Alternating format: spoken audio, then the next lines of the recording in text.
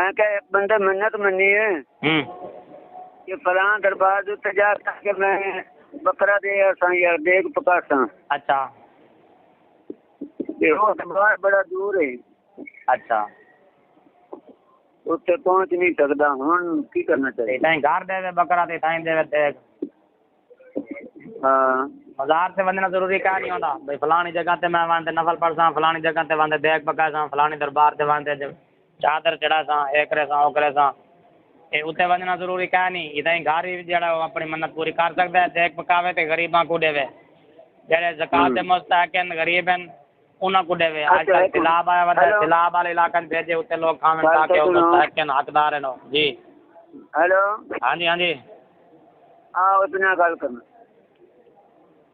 अस्सलाम वालेकुम जी। वालेकुम सलाम रहमतुल्लाह जी सरकार असी गए सी मन्नत मनी दी बच्चे दी असां एक बरत अगे है चौकी समान ही उत्थे दरबार है।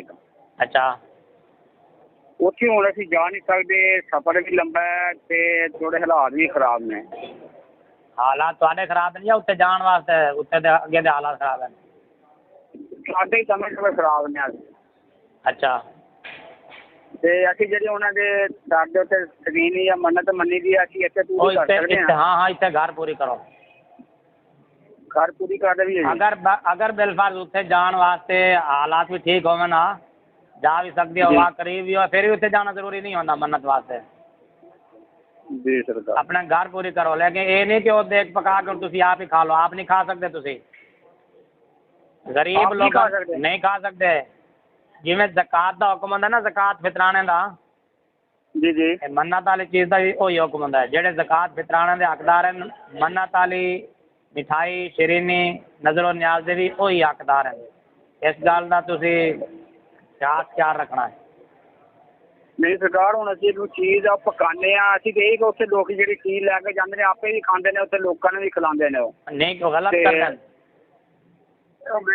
वो गलत करदे हैं जेड़े आप खांदे नहीं खा सकते जिन्नी चीज़ आप खाती है उन्ना सदका करो और मजीद।